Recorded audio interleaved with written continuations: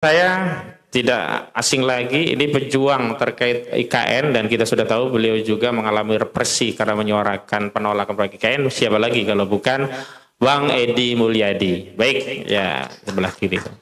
Dan ada juga Buya Fikri Bareno, nanti kita mintakan paparan dari perspektif ulama, juga Ustadz Bukhari Muslim juga sudah hadir. Dan siapa lagi kalau kita lihat jaket kuning kan identik ya, bukan Golkar, bukan, tapi Universitas Indonesia ya Pak Taufik Bahaudin. Takbir. Dan kemudian jauh-jauh dari Bandung yang kalau setiap pagi kita buka grup-grup WhatsApp selalu ada ya pemerhati politik dan sosial Rizal Fadila. Nah ini beliau orangnya nih, tulisannya ya. Ini yang punya Bandung jauh-jauh, bahkan beliau dengan sejumlah tokoh yang lainnya. Bersama apa lupa namanya Pak? Nah Pak Safri Jawa dan John. Nah selamat datang Bang Juju ya. Langsung saja menempatkan diri Bang ya. Dan kita juga sering mendapatkan tulisan-tulisan artikel ulasan tentang ekonomi dari Bang Antoni Budiawan. Beliau ada di ujung sebelah kiri. Gak apa-apa Bang, sebelah kiri ya. Baik, kita kasih aplaus buat Bang Antoni Budiawan. Kemudian ada Bang Juju, juga semua yang hadir di belakang. Ada kapten kita. Siapa namanya? Kharil Hakim ya? Rusli. Kapten Rusli Ibrahim. Alhamdulillah berada bersama kita. Pak Tarma. MHR Sika Songgi. Fitran.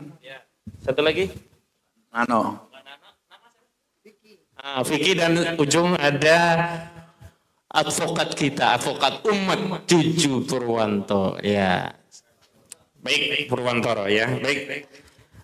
Pertama tentu nanti akan ada paparan pandangan dari masing-masing, dan sebelum pada paparan dari semua narsum, kita nanti di akhir juga ada pembacaan deklarasi bersama.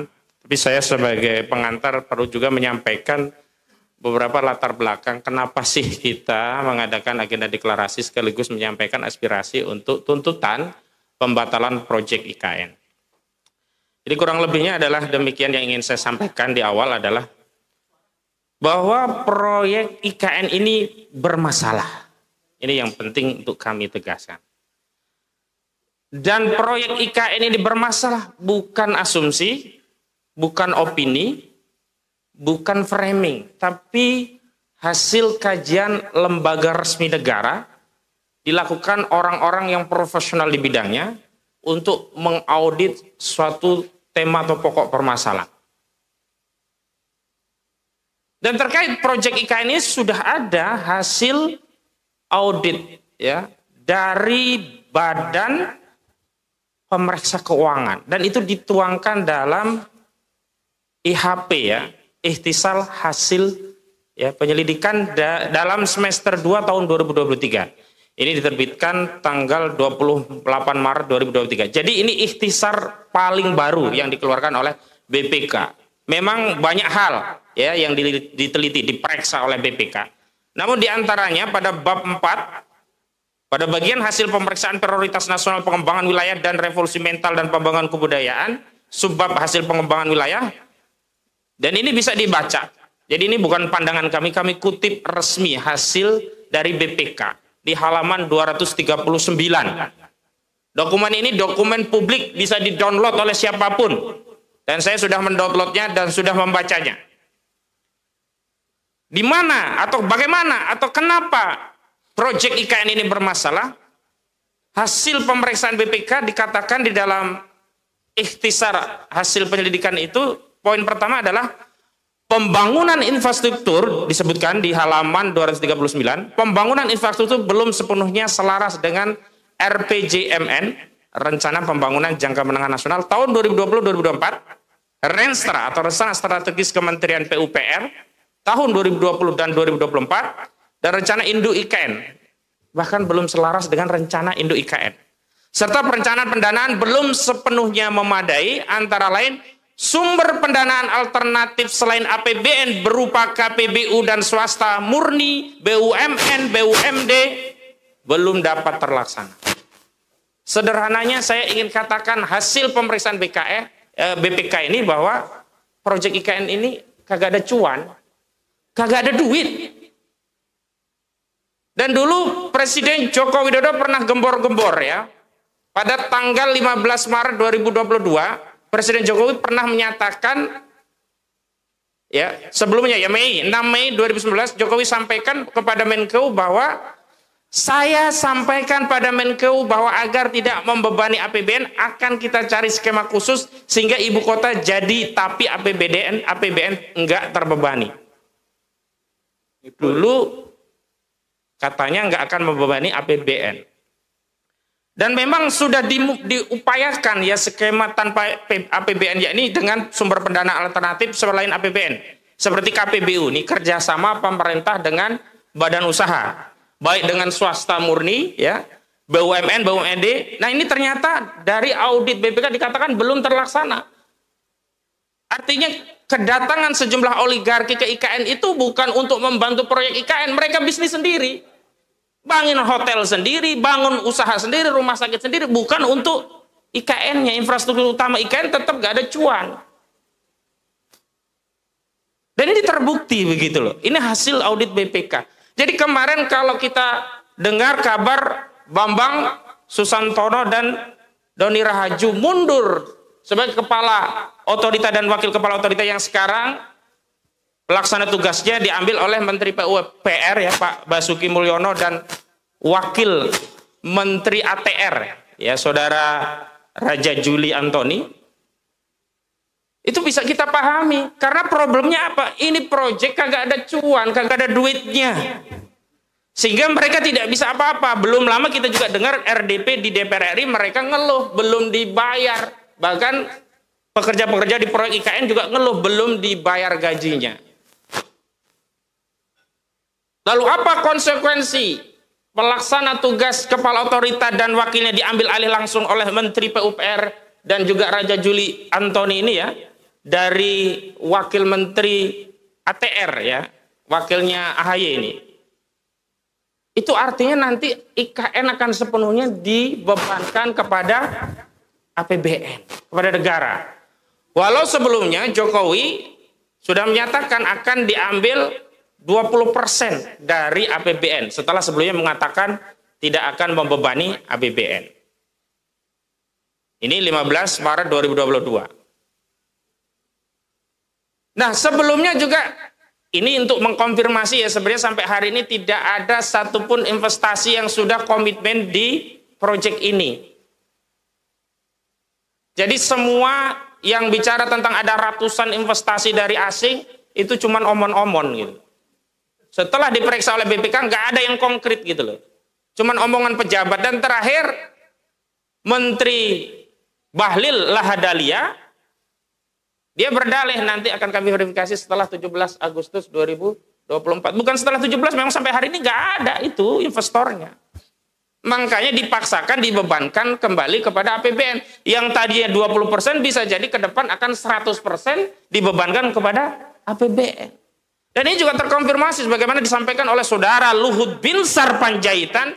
Dia menyampaikan informasi bahwa desain APBN 2024 ini akan dibuat defisit sebesar 600 triliun rupiah, dan di dalam defisit itu diantaranya akan menutupi seluruh proyek-proyek yang akan menjadi janji Prabowo, diantaranya tentang makan siang gratis, termasuk untuk menutupi seluruh kebutuhan proyek strategis, termasuk di dalamnya adalah proyek IKN. Dulu kalau mereka ya mau pindah ibu kota tanpa meminta ya persetujuan kita seluruh rakyat, khususnya juga yang tinggal di DKI Jakarta ini, karena ibu kota itu tidak hanya ansih soal tempat, tapi ada sejarah, filosofis dan sebagainya. Tapi kalau hari ini ternyata duitnya bukan seperti yang mereka janjikan, ternyata ngambil lagi dari APBN, maka mereka harusnya minta izin dari kita, dari rakyat. Kalau dulu bolehlah mereka nggak izin karena dalihnya pakai uang swasta. Faktanya hari ini tidak. Sekitar 90 triliun akan digelontorkan ya dari 20%-nya. Dari total 466 triliun biaya proyek pindah ibu kota. Padahal kita sedang butuh untuk banyak masalah, termasuk kemarin masalah pendidikan yang UKT mau naik nggak jadi, masalah kesehatan, dan masalah makan siang gratis itu kan mengkonfirmasi masalah yang basic, yang asasi. Ini masalah kebutuhan basic, yakni masalah pangan. Bagaimana mungkin kita ya mau bicara tentang politik mercusuar, mau dianggap wah di luar negeri punya ibu kota baru, tapi rakyatnya nggak bisa makan, rakyatnya nggak bisa sekolah. Rakyatnya kesulitan kalau sakit, ya. Ini sekarang saja klaim-klaim BPJS itu masih banyak ya yang bermasalah. Layanannya masih banyak dikurangi. Saya dapat informasi dalam salah satu kota di Jawa Barat, BPJS Kesehatan itu mengalami defisit. Jadi klaim lebih besar daripada iuran yang dibayar di suatu wilayah Pemda. Makanya sekarang di mana-mana BPJS itu pengetatan, klaimnya susah, dipersulit orang sakit. Harusnya kan uang itu fokus untuk menyehatkan masyarakat dulu, baru bicara tentang ibu kota. Jadi temuan dari Badan Pemeriksa Keuangan ini mengkonfirmasi bahwa memang IKN ini kagak ada duit dan akan dibebankan kepada rakyat. Bagaimana mekanismenya? Pertama, mereka membuat APBN menjadi defisit 600 triliun. 600 triliun ini kan nggak bisa ditarik langsung dari pajak, maka mereka mengambil 600 triliun itu dari pinjaman. Pinjaman ini kan harus dibayar nantinya, baik pokok maupun cicilannya. Maka siapa yang membayar pokok dan cicilannya? APBN lagi. Sumber penerimaan APBN dari mana? 85% dari pajak. Berarti apa? Berarti yang nutup defisit itu akhirnya rakyat. Yang membiayai proyek IKN yang katanya digembar-gemborkan oleh swasta itu akhirnya rakyat. Pajak yang diambil dari rakyat itulah yang akan membiayai seluruh proyek IKN pada akhirnya. Siapa yang bisa percaya proyek IKN itu tetap akan dibiayai swasta? Sekarang saja faktanya udah 20% diambil dari APBN. Dari yang sebelumnya gembar-gembornya tidak akan membebani APBN. Kemudian temuan yang kedua, disebutkan bahwa persiapan membangun infrastruktur belum memadai. Di antaranya persiapan lahan pembangunan infrastruktur IKN masih terkendala mekanisme pelepasan kawasan hutan sebesar 2.085,62 hektar dari 36.150 hektar tanah masih dalam penguasaan pihak lain karena belum diterbitkan hak pengelolaannya, HPL-nya ya, serta belum selesainya proses sertifikasi atas 5 area hasil pengadaan tanah ini. Yang kita khawatirkan dan nampaknya sudah mulai terjadi. Proyek IKN ini adalah proyek melegitimasi menggusur tanah rakyat, merampas tanah rakyat dengan dalih proyek strategis nasional. Sudah ada bukti konkretnya. Di mana? Di Rempang. Sudah ada bukti konkretnya. Di mana? Di PIK 2 ya. Di PIK 2 itu sekarang sudah banyak saya yang masuk ke saya ngeluh. Ada yang minta ditangani secara profesional, ada yang mengeluh, ada yang ingin ketemu. Kenapa? Karena tanah-tanah mereka itu kan tanah yang sifatnya partikelir, swasta. PIK, grupnya Agung Sedayu, siapa Aguan ini kan, Sugianto Kusumo ini kan dia pengembang swasta. Kalau dia bisnis, maka dia bisnis properti ya harusnya belanja tanah, baik-baik. Ditawar, kalau cocok harga dilepaskan, kalau enggak ya cari tanah lain. Tapi dengan meminjam ya kekuasaan dengan menetapkan ya PIK 2 ini ya menjadi proyek strategis nasional, maka tanah itu bisa sepihak ya diambil oleh PIK, kemudian ganti ruginya dititipkan secara konsinyasi, ditaruh di pengadilan, dan di pengadilan nanti masih bertarung lagi itu antara pihak yang berhak, karena di sana ditaruh orang-orang yang seolah-olah menjadi punya hak dalam tanah tadi, dan nanti akan bertarung antara pihak yang berhak dengan mafia tanah di pengadilan. Ini juga yang akan terjadi di ibu kota negara kalau terus-terus atau dilanjutkan. Yang kedua tadi masih belum diterbitkan HPL pada lahan-lahan 36.150 hektar yang dikuasai oleh pihak swasta. Kita masih ingat dulu yang menguasai, masih ingat Bang Edi Mulyadi, dulu waktu kita tolak IKN itu semuanya kan tolak proyek pindah ibu kota itu kan semua tanahnya kan dikuasai oleh konsesi-konsesi. Ada konsesi pertambangan, konsesi hutan, ada konsesi sawit yang semuanya rata-rata dikuasai oleh swasta. Ada Sukanto Tanoto, ada Reza Herwindo saat itu. Ada kakaknya capres yang saat ini terpilih menjadi presiden, kakaknya, adiknya ya, Hasim Joyo Hadikusumo, dan saat itu kami masih ingat Hasim tidak menampik. Dia memang punya tanah di sana, cuman dia berdalih tidak akan masuk proyek IKN, dia hanya fokus untuk menggarap proyek air ya, air. Dan yang terakhir, kalau kita teliti, nggak ada itu mereka yang datang ke IKN itu bangun untuk infrastruktur yang untuk kepentingan negara. Mereka bangun lahan bisnis semua. Bangun rumah sakit, bangun hotel. Paling proyek untuk publiknya proyek receh apa? Botanical Garden. Dan itu bukan cuan yang asli dari kantong mereka. Itu kewajiban publik melalui CSR. Yang semestinya memang menjadi kewajiban perusahaan dalam rangka melakukan apa yang disebut dengan corporate social responsibility. Jadi nggak ada cuan-cuan dari swasta yang ke sana. Mereka cuma bisnis. Jadi saya bisa simpulkan bahwa proyek IKN itu adalah proyek untuk memindahkan duit dari kantong rakyat ke kantong para pebisnis oligarki melalui APBN dengan dalih proyek strategis nasional. Jahat apa jahat seperti ini? Luar biasa jahatnya ini. Dan kita tahu persis ya, kalau pengadaan lahan ya untuk kepentingan publik itu akhirnya yang berkata adalah apa? Kekuasaan. Makanya kemarin saya tertarik sebenarnya ketika ada perdebatan antara saudara Luhut Binsar Panjaitan dengan Adinrov Caniago ya. Ya, mantan kepala Bappenas. Kenapa? Kalau maunya Luhut seperti perang aja, serang atau mati ya, membunuh atau dibunuh. Kalau Adrianov tidak, ya ini memang tidak boleh demikian. Harus benar-benar kalau ada pembebasan lahan atas keridhaan pemilik lahan, bukan asal digusur, digaris, silahkan ambil tanahnya di pengadilan, uangnya juga nggak seberapa. Belum lagi di sana juga harus bertarung dengan pihak-pihak yang berhak yang sudah ditanam oleh mafia tanah, sehingga kadang-kadang proyeknya sudah selesai, orang ini belum ngambil uang ganti ruginya. Dan saya ngalami sendiri di Prabu Muli, di kota Prabu Muli, 8 orang saya tangani. Sudah 4 tahun tanahnya udah jadi jalan tol, dia tidak bisa ngambil uang ganti rugi karena direcoki oleh mafia tanah, seolah-olah di sana masih ada yang berhak lainnya. Kemudian yang ketiga, pelaksanaan manajemen rantai pasok dan peralatan konstruksi untuk membangun infrastruktur IKN tahap 1 belum optimal. Di antaranya, ini menarik nih, kurangnya pasokan material dan peralatan konstruksi untuk membangun IKN, harga pasar batuan, material batu split dan sewa kapal tongkang tidak sepenuhnya terkendali, pelabuhan bongkar muat untuk melayani pembangunan IKN belum dipersiapkan secara menyeluruh, dan kurangnya pasokan air untuk pengolahan beton. Ini air untuk ngolah beton aja sampai kekurangan. Apalagi nanti untuk kehidupan IKN yang di sana banyak manusia. Maka wajar kalau kita ya punya pandangan ini hanya untuk menguntungkan oligarki. Kenapa perusahaannya Hasim Joyo Hadikusuma ngelola air di sana? Berarti dia nanti bisa jadi yang akan mendapatkan tender pengelolaan air. Dan mereka yang dapat cuan. Lagi-lagi APBN rakyat yang suruh membayar. Dan sudah ditunjuk menurut informasi yang beredar. Sekarang harga. Ini harga ya. Kalau di dalam korupsi tipikor itu salah satu unsur yang menyebabkan tindak pidana korupsi itu adanya HPS yang kemahalan, harga perkiraan sendiri yang kemahalan. Nah di sini nggak jelas harga material. Bisa saja ya sekibik itu batu cuma sekian rupiah, dia lipat gandakan dengan dalih ini IKN, dibayar saja. Dan ini akan rawan menjadi ajang korupsi proyek-proyek seperti ini. Di Jakarta saja yang banyak kontrol bisa korupsi, apalagi ini di Kalimantan yang jauh dari kontrol media, jauh dari kontrol Jakarta. Nggak ada di sana ormas-ormas yang pasang bendera. Nanti kalau cabut bendera harus ada duit untuk ngangkat cabut bendera itu. Gak ada yang ngontrol semuanya. Semua dikontrol oleh mereka yang terlibat dalam IKN tadi gitu. Terus harga. Berapapun harga karena gak ada material lain akhirnya dimakan juga itu. Jadi harga-harganya akhirnya harga yang benar-benar digelembungkan. Dan ini hasil daripada pemeriksaan BPK. Bukan omon-omon kita.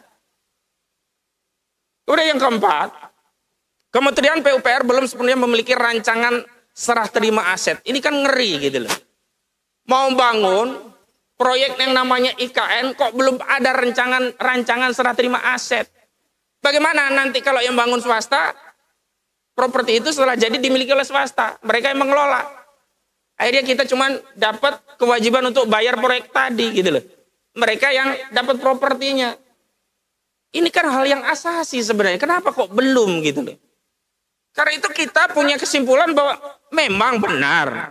Kalau kita batalkan akan ada mudarat. Setidak-tidaknya progres pekerjaan konstruksi di sana itu akan terbengkalai. Tapi terus terang itu rugi masih lebih kecil ketimbang kalau proyek ini dipaksa dilanjutkan. Kita ambil kasus Hambalang lah. Hambalang itu rugi kita memang. Tapi itu jauh lebih untung ketimbang kalau Hambalang itu dilanjutkan karena korupsinya makin besar. Tapi dalam kasus kayak ini jauh lebih besar lagi, baik dari sisi korupsinya, sisi pelanggaran hukumnya, sisi penzolimannya terhadap rakyat, aspek lingkungannya, aspek macam-macam begitu loh.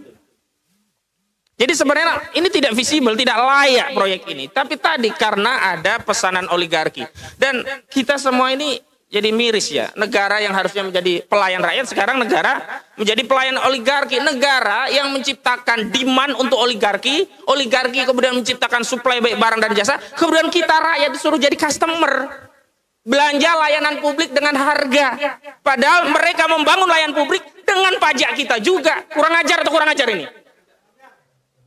Luar biasa. Kalau swasta bangun dari duit dia, kita bayar layanan swasta, wajar. Karena dia bangun dengan duit swasta. Ini dibangun dari pajak kita. Kemudian layanan itu dipakai kita. Kita suruh bayar lagi.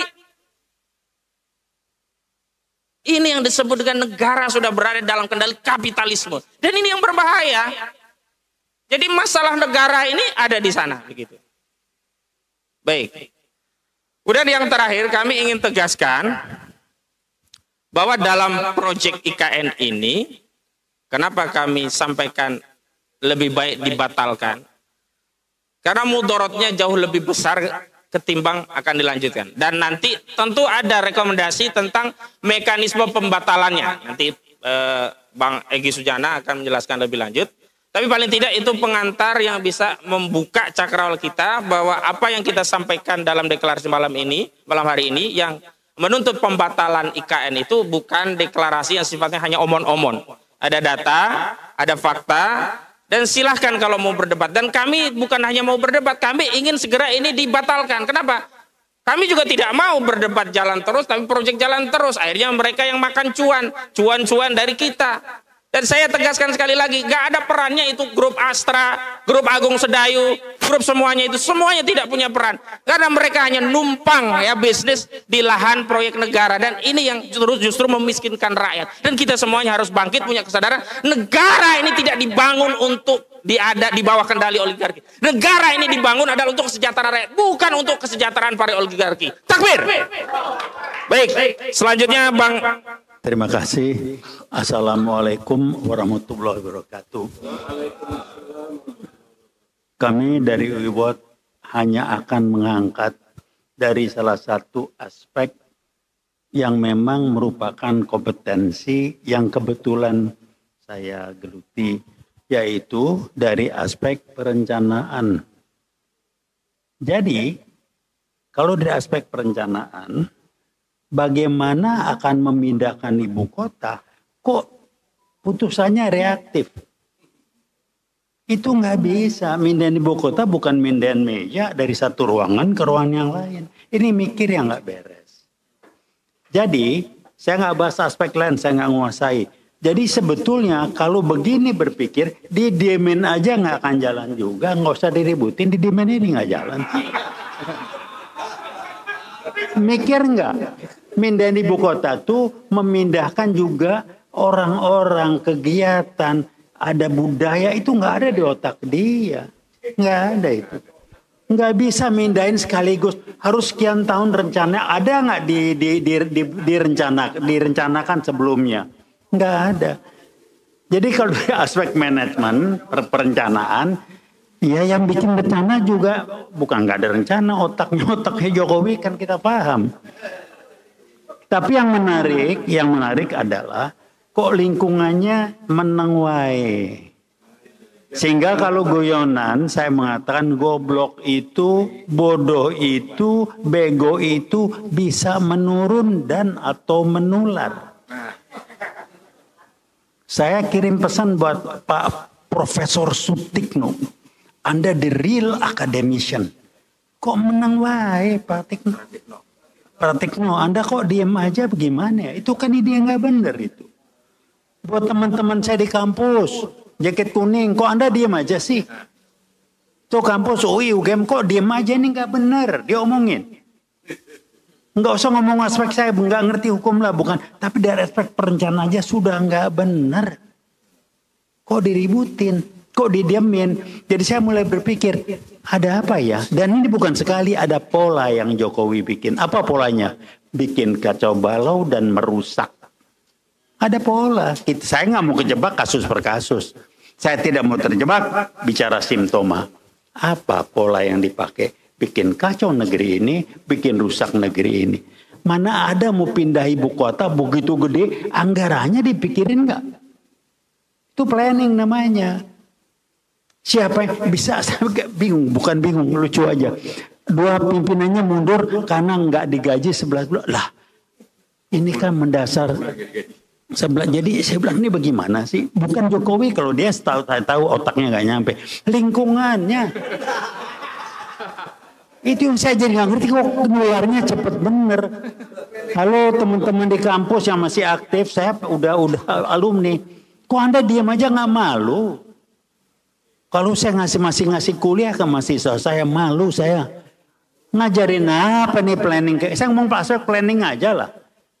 Jadi dari aspek, nah sehingga saya mikir nih ada apa polanya. Kalau berbohong udahlah itu karakter ya.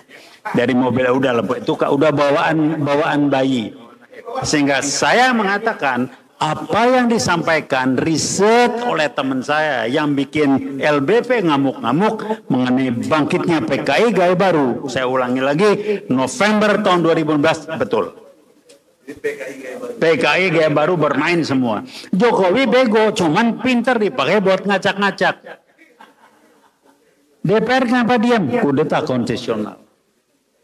Kenapa lembaga-lembaga yang diam? Kudeta konstitusional.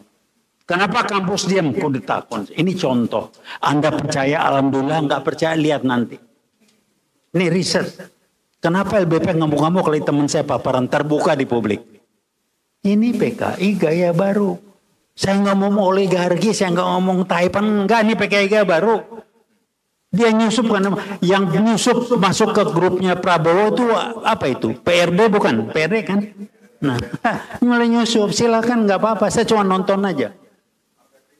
Jadi gampang ngelihatnya, kalau kita cuma mau ngomong, silakan konstitusional. Lembaga konstitusi sudah dikudeta. Ini Jaksa Agung ngelawan, wah ini melawan skenario yang ada. Tolong dicek. Ada Densus ngaco-ngaco di Kejaksaan Agung dari Cipete. Ada tindakan? Nggak ada. Kudeta konstitusional. Tolong ditanya pada diri kita. Kok kejadian begini ya? Kok diem aja ya? Itu yang saya sebut dengan permainan PKI gaya baru. Kenapa gaya baru? Jangan pakai mindset PKI zaman dulu. Dia nggak muncul ke permukaan, nggak sibuk rekrut anggota. Dia pakai orang-orang yang bukan PKI kok. Kita kalau nggak kepentok orang itu bilang gue PKI, kita nggak bilang itu PKI. Nggak ada PKI, aman, silakan. PKI-nya mana? PKI-nya mana? Tolong kasih lihat saya. Hah? Kalau saya kebetulan belajar beginian, itu ada namanya yang level of thinking dari orang. Kalau nggak level kita sekarang mayoritas itu kalau nggak kebentur, dia nggak percaya. Tahu tapi nggak percaya, silakan. Jadi saya kembali mengatakan nggak usah banyak macam-macam lah ya.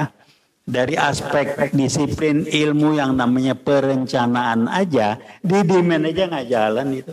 Didiemin aja. Jatuh sendiri. Kenapa Jokowi? Lah orang yang bego emang mau ngacak-ngacak.